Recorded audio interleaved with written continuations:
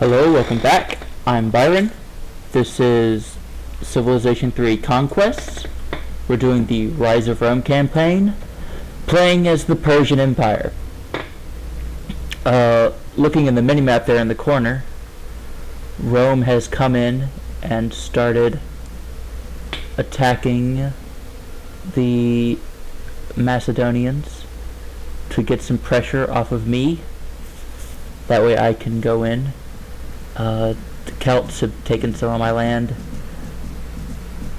I definitely could have played this game better, but I didn't. The topic for today is Batman.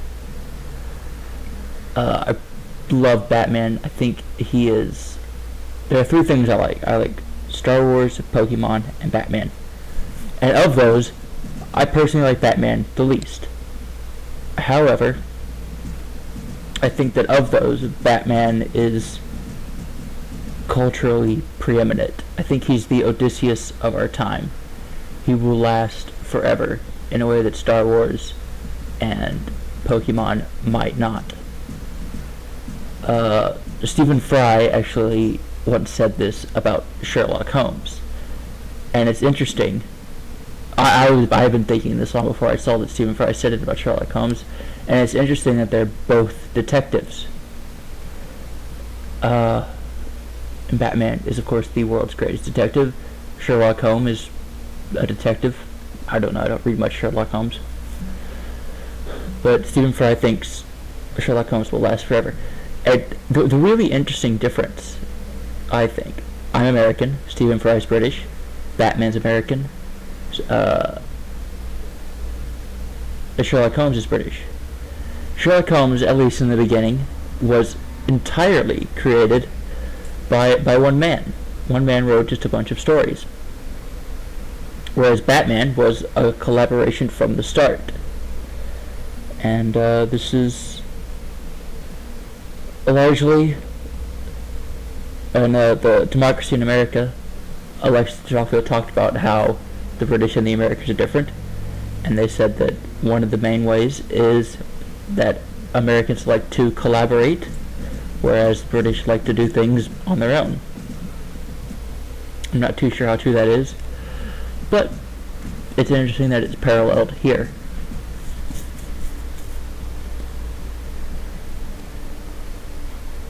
The Macedonians are still putting up a fight. I wish Rome was attacking Carthage. If Rome was attacking Carthage and they had to fight on two fronts, and if Rome was attacking Carthage and Macedon, and both of them had to fight on two fronts, this would make this much easier on me. A sort of manipulating the AI, I guess. But that's the way it is. And I've only played to completion in this game Persia and Rome. I've played them on easy. I may have told this story before, but as Persia I had a lot of fun. I took out Macedon because it was easy, and then I went in and see how Rome there, it's sort of slanted, but it looks just like a column, and each column has 2 rows of 5 cities. I went in and took the north row, and then made peace with them. So I had the northern coast of Italy, and Rome had the southern coast. I thought that was interesting. And I don't remember, but I played it again. I tried to do the same strategy. I don't think I upped the difficulty level, but even with the easy difficulty level, Rome has such a strong military in this game that they were able to fend me off. And the way they did it was they didn't sit in their city and defend it, because then my heavy cavalry could just storm through them. But they went out and they attacked with their legions, my heavy cavalry, and destroyed them all, because the defense of a heavy cavalry is only 3. Anyway, I of course think Adam West is the best Batman. He's just great. He is That's what Batman really should be. It should know what is. And Adam West, more than almost any other Batman, I'm going to get to this in a bit, acts as a detective. He actually tries to figure things out in a way that other movies and TV shows really don't do so much. You know, I actually haven't seen, and it's not here on my notes, Batman, the cartoon, the good cartoon from the 90s when I was a kid. There's Batman. So there's just a regular Batman cartoon, and I think Batman Beyond is something different. I don't even remember.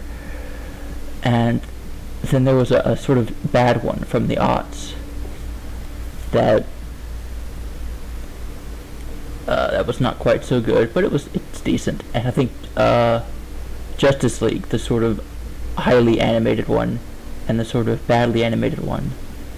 I remember liking Justice League. And the highly animated, I've seen some clips on YouTube, and it's on Netflix, and I might watch it at some point. I'm not sure. But anyway, Adam West is just better. It's just so, I mean, it's funny, and it's just great.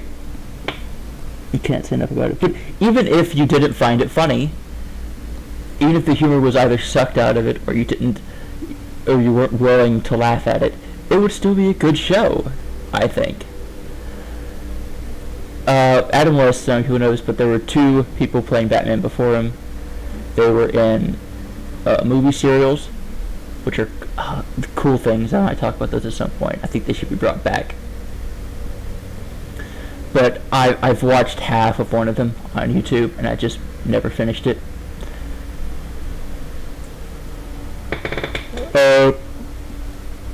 So now we move on to the Tim Burton.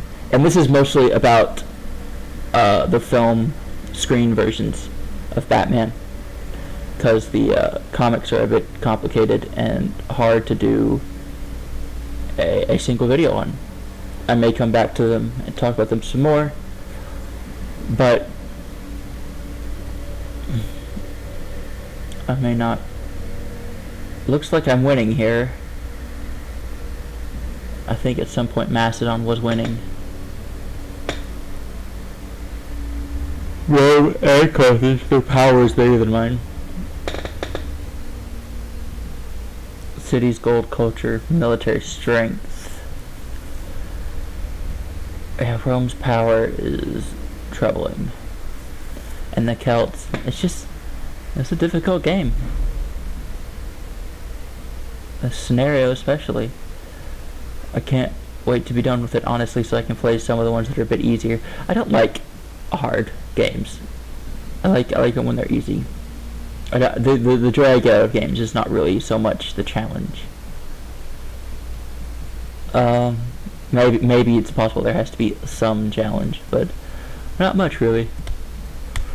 Although I do like there to be goals. I don't like a sort of SimCity sort of games. Although SimEarth was pretty good, where I might play that again at some point. I played it once, and that's the thing about it. And SimEarth sort of does have goals. It goes through history. There's no winning, but it does go through history, and there's something like that. But yeah. So I wanted the Tim Burton Batmans.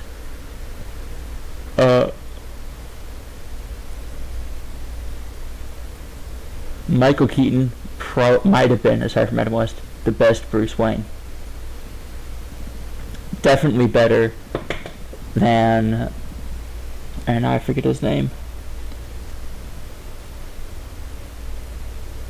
The Christopher Nolan, the guy who played the Christopher Nolan Batman. I honestly forget his name. That's weird. Anyway, this bothers me that I can't remember his name. But I think that was one of the biggest weaknesses of the guy who played the Christopher Nolan Batman, was his Bruce Wayne. It wasn't very good. And of course, the infamous one of the Tim Burton era is Batman and Robin, which was bad. It was the first one I ever saw, and I actually liked it. although I watched them again as an adult, and I remember I have vague memories. I think my dad was watching it, and I was just sitting there of Batman Forever. Something about the end scene seemed familiar to me, so I probably saw like the videotape with my dad at some point. But I went to the theater with him to see Batman and Robin, and it was apparently not good. And I watched again, like I said, I watched them again, and unfortunately, Batman and Robin was not good. But interestingly, it was, I believe, the first one with 3 villains. I think all of them, except maybe Batman Begins, since then have had 3 villains. It had Poison Ivy, and I love Poison Ivy. That was probably my favorite part, because Poison Ivy is such an interesting character. And honestly, looking back on it, there are scenes I remember that weren't the scenes in the movie. And they were so much, the way I remember the scenes, they were so much better with the effects than they actually were in the movie.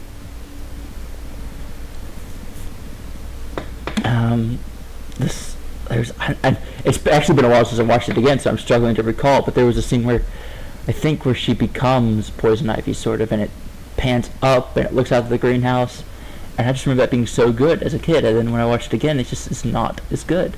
And the memory I have of it right now in my head that I remember it is the way I remember it as a kid, not the way I remember it on the rewatch. I just remember it was, if I try and focus, I could remember the rewatch, and it's not that good.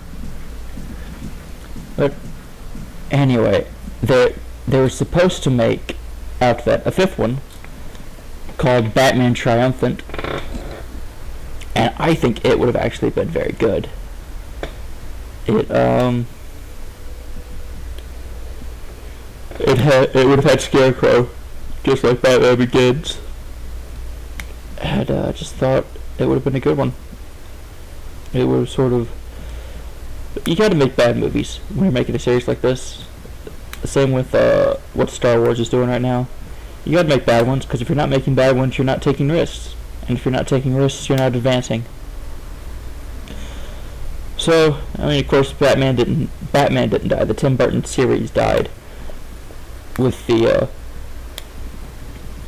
Batman and Robin, but the Batman itself didn't die, and it came back with the Christopher Nolan ones. And of those, my actual favorite was Batman Begins, the very first one.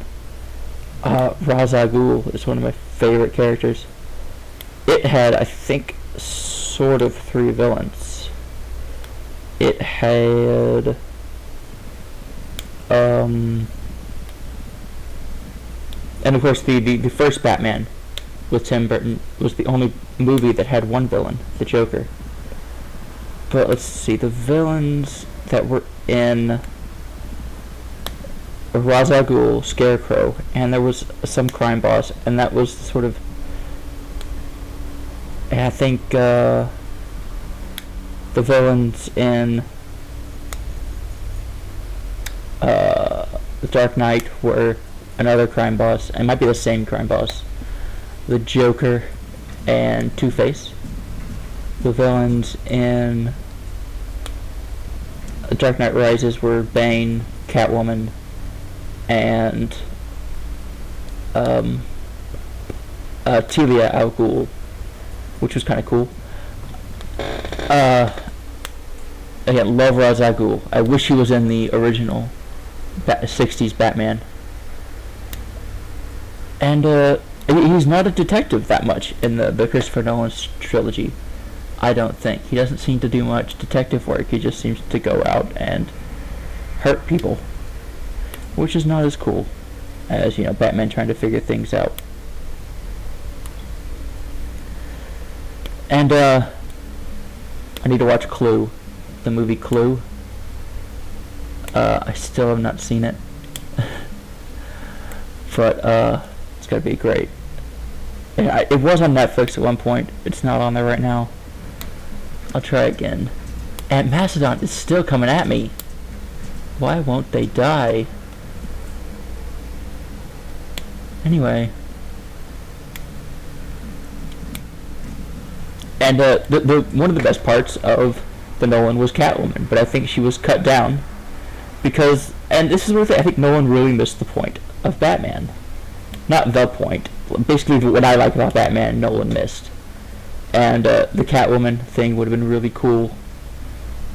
And he just he thought it so too, but it must have just not been working, and he really cut down on Catwoman in the third movie and really upped Bane. And I'm not that big a fan of Bane. And those Nolan movies have been so popular that now the comics feature a lot of Bane, and a lot more. The comics are now starting to imitate, and they're starting to go back from it now. They were starting to imitate the Nolan movies themselves.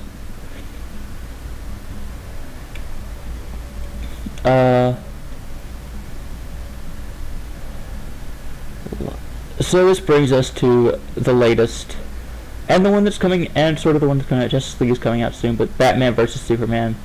I think the movie was incredibly necessary.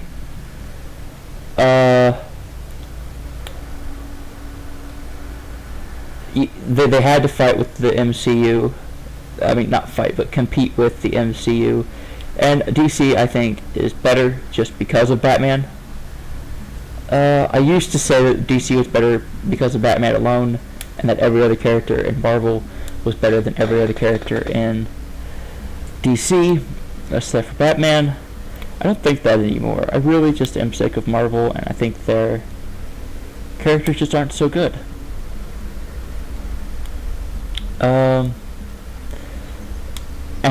But one thing he does in Batman vs Superman is he acts like a detective. He goes and tracks the white Portuguese, which is an interesting part of the story. Interesting. And he acts as Bruce Wayne a lot more than he acts as Batman. And that's the whole story. Yeah, the story was he'd not been Batman for a while, and all that stuff. I haven't watched it in a while, so I'm trying to think about it and talk about it, and I don't really remember much about it. He finally does. Let's see. He spends most of the movie as Bruce Wayne. There are fantasy scenes with him as Batman fighting Superman early on. But he really does not go out in the Batsuit until the very end. He talks about going out in the Batsuit to sneak into Lex Luthor. And there are three villains in Batman vs Superman: Lex Luthor, Doomsday, and the KG Beast. But of course there's also three heroes, so it's kind of both torn down a little bit because of that. And I haven't seen Wonder Woman yet. I just haven't gotten around to it, and I haven't seen King Kong Skull Island either, which definitely want to sing that. The DVD trailers are coming out for King Kong Skull Island, and they look so much different from the trailers for the film. If they had unleashed the DVD trailers of Kong Skull Island as the film, I would have been much more likely to go see it. But I don't really go to movies that often anymore, except Star Wars when they come out, and Batman. And I think the tide may be turning in this fight. I'm probably about to take this. Egypt might defend against these Macedonians here. What's the word? So he fights the white, and then he wants to. Where was I? I was at the point where Batman wants to be the world's greatest detective. Where Bruce Wayne wants to dress up as Batman to sneak into Lex Luthor's house, and Alfred says no. And he points out that Bruce Wayne has gotten all the clues so far, and Batman's done nothing. No, he does dress up as Batman. Yes, he does dress up as Batman. I remember the movie now. He goes out and he sort of he brands them, and that's a mark of death in prison. And it gets a little complicated. That's the big problem with the movie. It was a little complicated. Anyway, so scratch everything I just said about him not being Batman. And I think I haven't looked at every single instance, but I think every time Batman fights Superman, Batman wins. And, I don't like Batman being in the same universe as Superman, because I think Superman being sort of a superpowered thing sort of delegitimizes how cool Batman is. Batman's cool in the world as it sort of is, but once you have actual quote-unquote superpowers, then it sort of defrays what goes on with Batman and his villains. I don't think really any of his, there might be some, but very few of his villains have superpowers either. And of course, interesting is Superman's greatest villain, Lex Luthor, himself doesn't have any superpowers. In fact, he has Batman's superpower for heroism is money, just like Lex Luthor, which is interesting. But I don't like Batman and Superman being in the same universe. The really interesting thing, is that the movie Batman and Superman solves this problem. They don't make a big deal out of it, and I don't see anyone who actually noticed this. But it says Batman's been around for 20 years, doing his sort of Bat thing. And it also says that Superman has only been around for 3.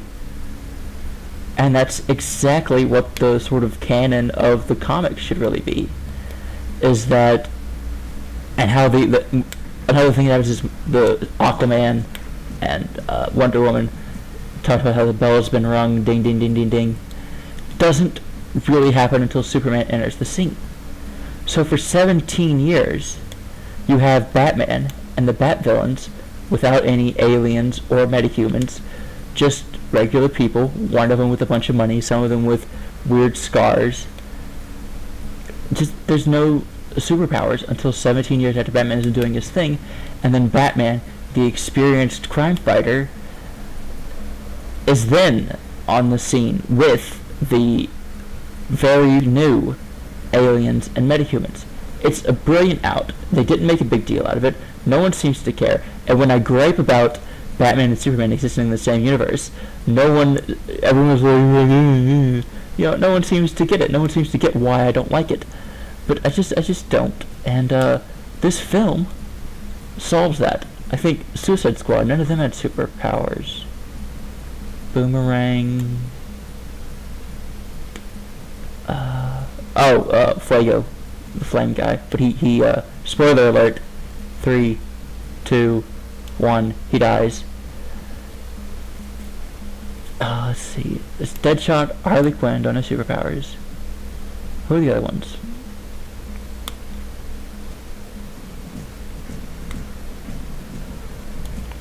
Who are the other ones? Fuego. Oh, and of course, Flag doesn't have any superpowers, but his girlfriend does. That was cool. I loved her in Suicide Squad. She had 3 different looks, all of which were incredibly attractive. I loved her when she had the sort of nerd look. I loved her as the sort of empowered enchantress, and I loved the sort of dark enchantress. And this is a very off topic at this point, but weird, but I like when women have bras that are the wrong size. I like them when they're too small and they sort of jam it into the boob, but I also like it when they're too big and the boob's sort of sloshing around in the bra.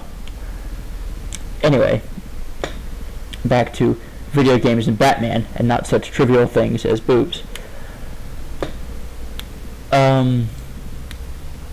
Well, there's something here in my notes that I have bad handwriting and I can't make it out. Oh, don't like Batman. In same universe. It's hard to, I have bullet points with indents on my notes, and I don't really know what to do when one of my things goes over into a second line. How to differentiate that between being a subcategory with the indent or being a separate category without the indent, or just a continuation. I don't really know how to do that. Anyway,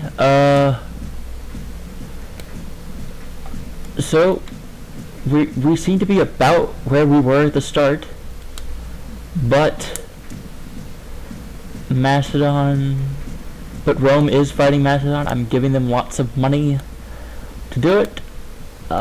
Macedon is not making advances, which is good. I think they took one city, if I was paying attention.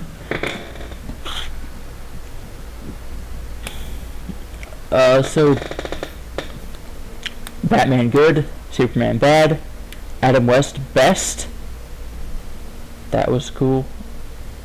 I wonder if there are any mentions of Metropolis in the 60s version of Batman. That would have been, it'd be interesting to watch. There's probably some, but I doubt any references to Superman. Because maybe it too had the same conceit as the Batman v Superman movie, where Superman doesn't exist yet. Anyway, this has been Let's Play Civ 3. I will see you guys later.